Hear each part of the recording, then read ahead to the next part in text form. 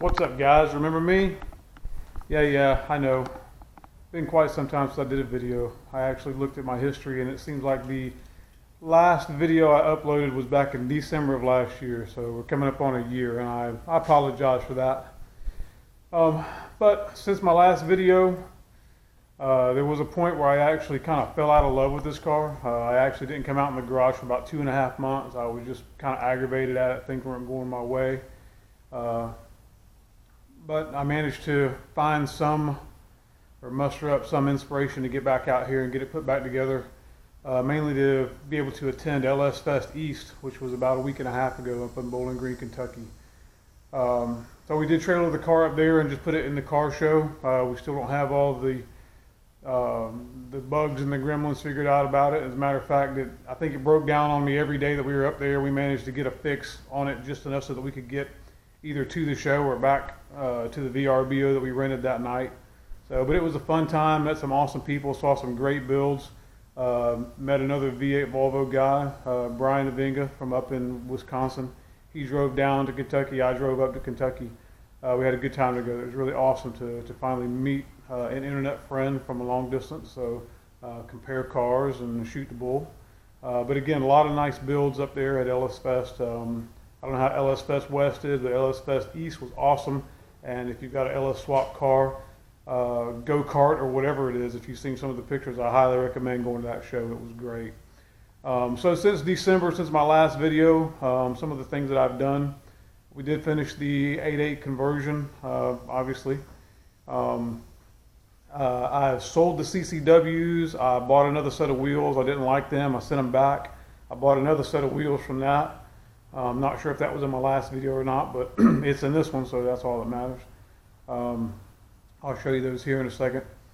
For the engine, haven't really done anything.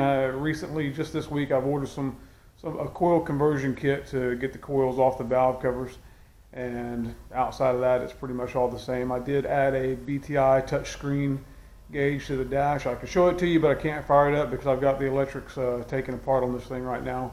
But heck, enough about my face. Let's go see the car real quick. So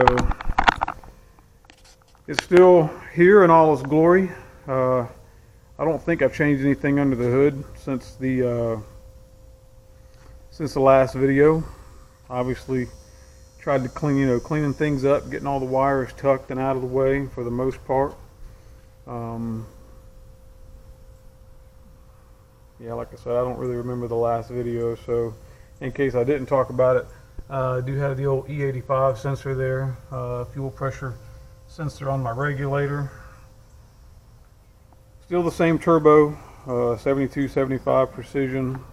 I go back and forth about upgrading it, but at this point I'm just ready to get this car on the road and enjoy it some. So the 8.8 conversion, like I said, before we get to that, here's the wheels. I think I've posted some pictures on my Instagram of these things. These are clutch rims, KLUTCH.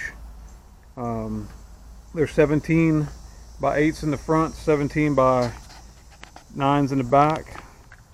In the back, I'm still wearing the 275 4017 Nittos. I got rid of the Mickey Thompsons, went to the Nitto NT05. They fit nice. Oh yeah, I did get I got the exhaust redone. I'll jump on the ground here in a bit and show you that.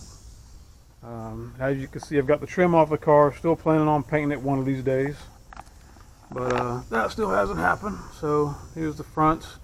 Unfortunately, I had to run a little bit of a spacer to clear the R brakes. I'm not real happy about that, and I'm still on the fence about these wheels. I do like the way they look, but there's another set of wheels that has really caught my eye, and hopefully within about the next 6 months or so I'll be able to afford those puppies, because they're not cheap, but they're different and I love them. So I'm gonna drop down here and see if I can't get you a picture of the rear axle. Everybody knows what a rear end looks like. So again, this is the 8.8 conversion. You can kind of see my brackets over there.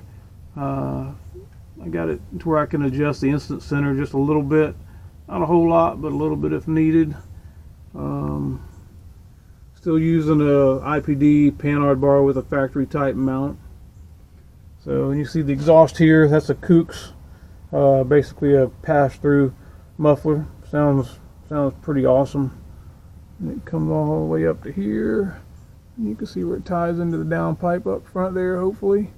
I did add a drive shaft loop where the factory carrier bearing mount would normally go. That's technically not NHRA legal because it's further than 6 inches back from the rear of the transmission. But at the end of the day, it's a drive shaft loop, and it will protect my rear end in case the drive shaft ever decides to leave its home. I've also, since going to the E85, I'm in the process of upgrading to dual pumps. You can see here I've fashioned up a homemade dual pump get up. The plate was all, you know, custom cut by a friend of mine that has a metal shop, fabrication shop. So just a kind of a standard Subaru gasket, a real popular conversion a number of people have done. A 2-into-1. These are both Walbro 450 pumps. One of them is set to come on at a specific boost level. The other one is obviously the main pump that runs all the time. So I did all this by dropping the tank, obviously, but I did have to cut a nice access hole so that I can pull this guy in and out as needed, if needed, whatever.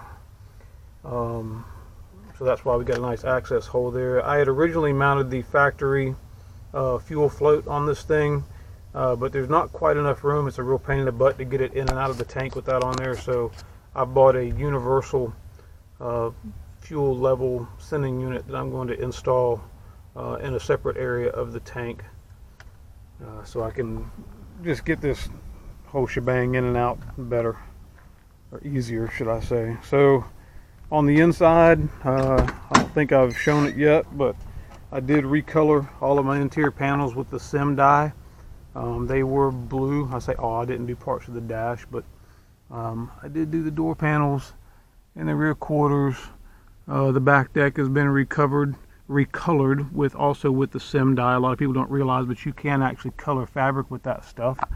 And then for the headliner, I covered it in just a 1/8 inch foam backed suede. I got tired of that white vinyl, nasty looking whatever going on up there, so I pulled that down, recovered it, resprayed the sun visors with the sim dye as well. So really pleased with how that turned out. I think it brings the interior pretty much together. The stock seats are still in great shape. The stock seat belts, however, I have another word for them that I'm not real happy about, but I'll figure that out one of these days. So again, the interior really hasn't changed. The only thing I did add was the BTI 3.5 inch touchscreen.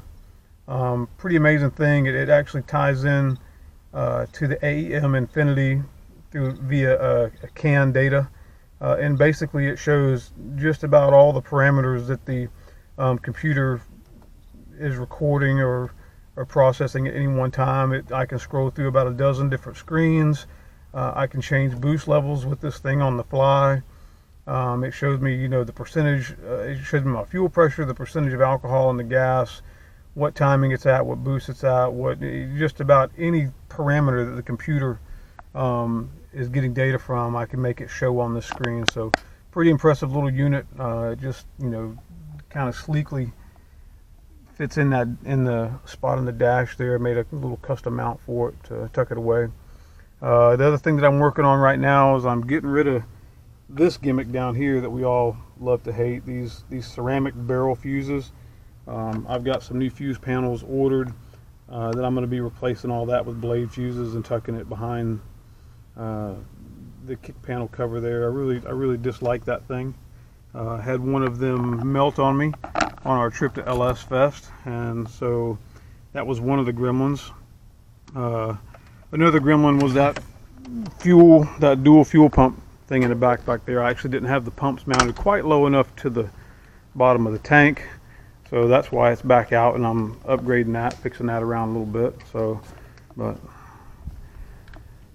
but as it stands, that's where we're at. So again, apologize for the delay on a video. I know it's been almost a year, but as things come back around, I will post some more stuff. As always, if you have any questions, don't hesitate to send me a message here on YouTube, or you can follow me on Instagram also at Beastmode_Volvo. Take care. Thanks for watching.